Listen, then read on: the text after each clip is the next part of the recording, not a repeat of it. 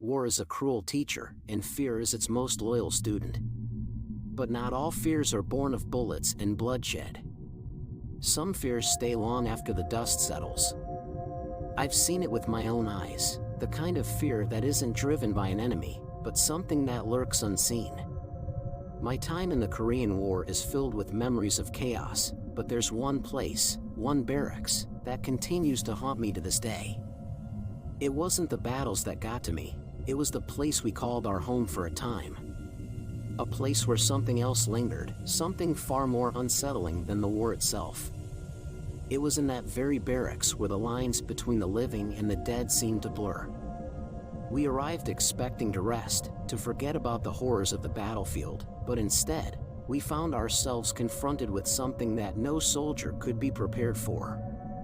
Some places hold the memories of what's happened before, but this place held something more. Something that wouldn't let us go. When we first arrived, we didn't think much of it. It was just another military post, a place to drop our gear and rest.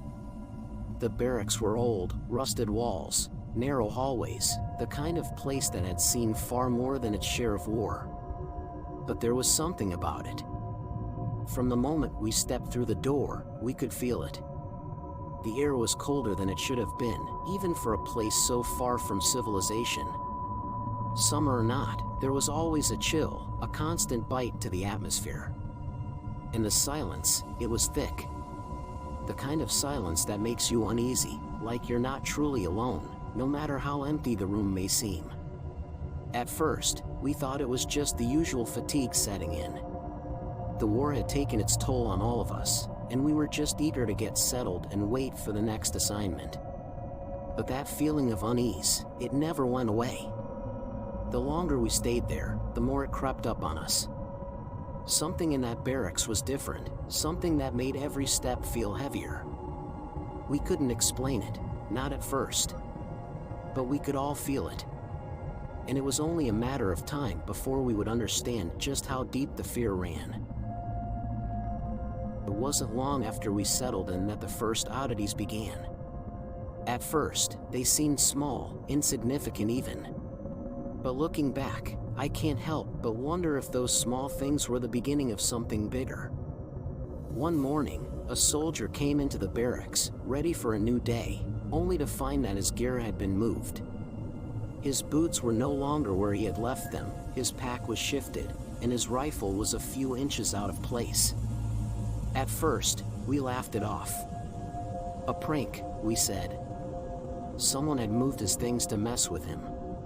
But then it happened again. And again. It wasn't just one soldier's gear. It began to happen to all of us. Items we knew we had carefully placed were suddenly out of order, pockets left unzipped, boots turned around, and sometimes, the very walls seemed to close in a little tighter each time we turned around. We started to feel it, a sense that we were being watched. It wasn't a casual glance, either. It was the kind of stare that makes the hairs on the back of your neck rise, a feeling that someone, or something, was right there, waiting. Some rooms were worse than others. The air was heavier in certain parts of the barracks, the kind of stillness that felt suffocating. I remember one corner of the building, a long, narrow hallway, that became a place most of us avoided. There was something in the air there. The moment you walked in, the oppressive weight of it made you want to turn around, go anywhere else. But there was nowhere to go. It was like the building was alive, breathing, watching. And it wasn't just in the dark rooms either. It was the unseen presence that lingered in broad daylight. The strangest part about it all was the quiet. And I don't mean just the usual silence you'd expect in a military base. No, this was different. The kind of quiet that doesn't feel natural. The kind of quiet that swallows you whole, that feels like something's lurking just beyond the edges of what you can see. There was no chatter, no noise of boots hitting the ground, no sound of equipment moving. It was as if the barracks had become mute, and we were the only ones left to make any noise. We tried to ignore it, of course. We had to. But when you've been in a place like that long enough, you start to notice everything. The unnatural quiet settled deep into our bones, making everything we did feel muffled, even our thoughts. It was in the middle of the day when it first hit me, the eerie sensation that I wasn't alone, not even in the light. I was walking down the hallway, trying to shake off the feeling, when I heard it, the unmistakable sound of heavy footsteps. Slow, deliberate. But when I turned around, there was nothing. Just empty halls, cold as ever. Night was worse. It was always worse. At first, it was easy to write it off, tired minds playing tricks. But then, it happened again. And again. Each night, the footsteps grew louder, faster, closer. Sometimes they would come from the hallway, sometimes from the storage rooms. The worst part? When you got close enough to investigate, they would stop. Dead silence. No one around. Nothing in the hallways but the same cold, dead air. It got to a point where we couldn't trust our own ears. Every night felt like we were being stalked by something unseen. But it wasn't just footsteps. Sometimes, in the middle of the night, we'd wake up to the sound of furniture shifting, like someone was moving things around in the dark. But when we'd rush to check, there was nothing out of place. Not a single thing had moved. Still, the air would be colder, and the feeling that we weren't alone would be impossible to shake. As the days dragged on, we began to feel the weight of it all. The strange sounds, the cold air, the whispers in the dark. At first, we dismissed them, but it wore us down. Sleep became a distant memory. We would lie down, close our eyes, but the sounds never stopped. The scratching, the muffled voices, the relentless footsteps that seemed to march just beyond reach. Soon, no one could sleep. And when we did, it was fitful, broken by the nightmares that followed us into our dreams. It was like the barracks itself was slowly draining us, pulling us deeper into the grip of something we couldn't understand. The constant lack of rest began to gnaw at us. Paranoia set in, subtle at first, an uncomfortable glance, a fleeting suspicion. Then, it grew. The fear didn't just come from what we couldn't see, it came from what we thought we might see. We began to question everything. The room was too quiet, the corners too dark, and the silence was deafening, broken only by the noises that we couldn't explain. We stopped trusting each other. We stopped trusting ourselves. It became impossible to tell if the fear we felt was real, or if it was all in our heads. We couldn't even trust the ground beneath us. The barracks had become a prison, and the only thing keeping us locked inside was the terror that came with every passing night. Then the cracks started to show. The tension between us became palpable. It wasn't just the lack of sleep, it was the accumulation of all the fear, the uncertainty, and the feeling that something was out to get us. We stopped talking to each other, and when we did, it wasn't friendly. We began to accuse one another of things, strange things. "You moved my gear," we'd say. Or, "You were the one messing with the lights." There was always a reason to blame someone else. The soldiers I had once called brothers were now strangers, and the trust we had built through war was slipping through our fingers like sand. No one could sleep, and no one wanted to stay in their bunks. Some of us stayed up all night, pacing, staring at the walls, listening to the sounds that never seemed to end. We couldn't even talk without it turning into a fight.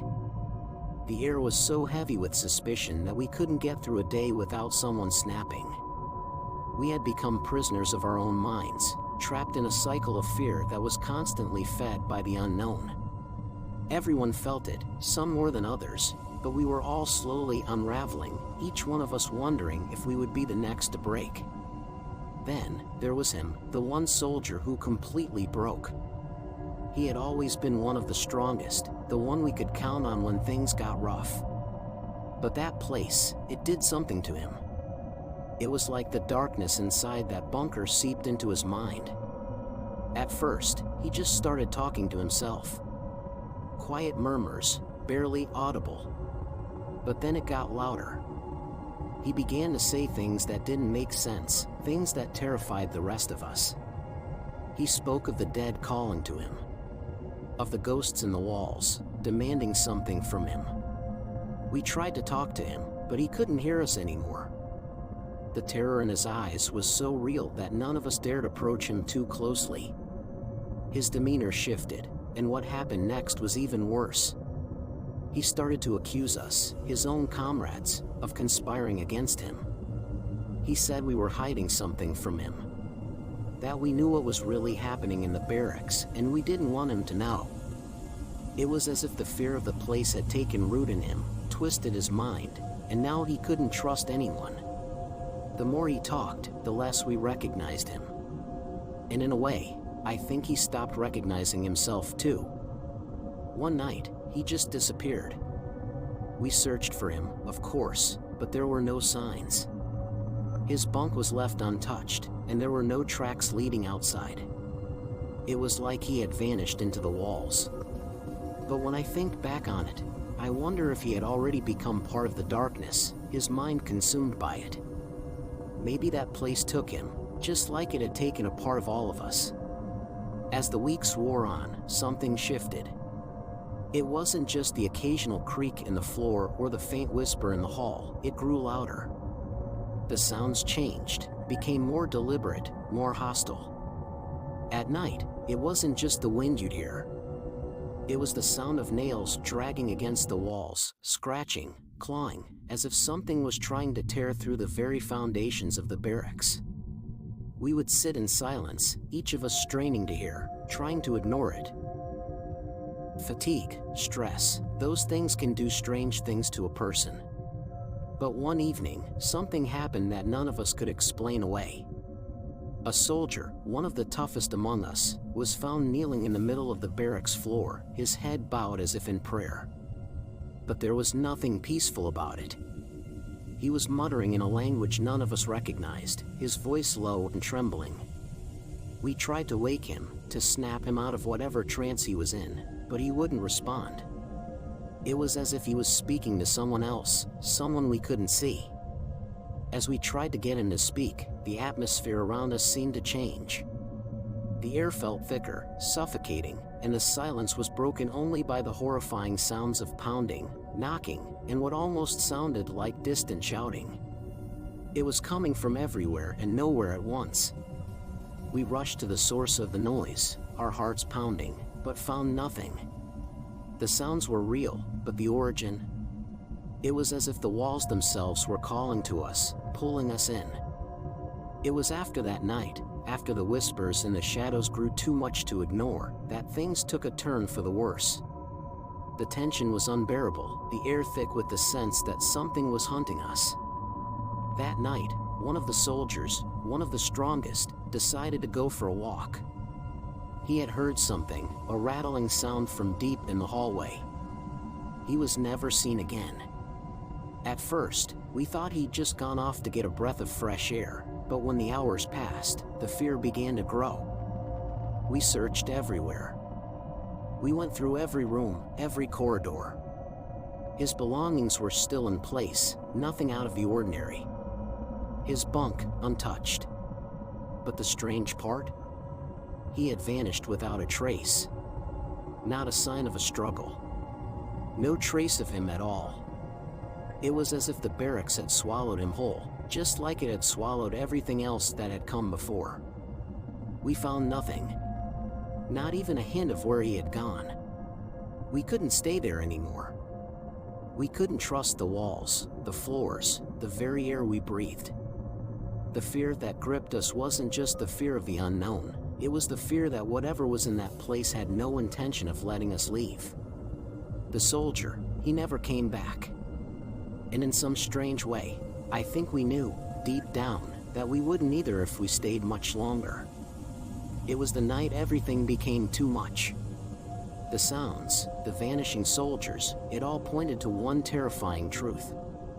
Whatever was in that barracks had claimed something from all of us. But we didn't know what it was, or what it wanted. And that was the worst part. We weren't just afraid of what we could see, but of what we couldn't see. What had already marked us? What was waiting for us in the dark corners, just out of sight?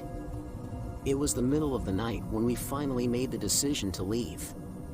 The tension had built to the breaking point. We couldn't stay in that place any longer. The fear that had gripped us was suffocating, unbearable. We gathered our belongings in a daze, moving quickly but nervously, glancing over our shoulders, knowing that whatever presence lingered in the barracks wasn't going to let us leave quietly. It was as if the very walls were reaching out to hold us there, demanding something in return for allowing us to escape.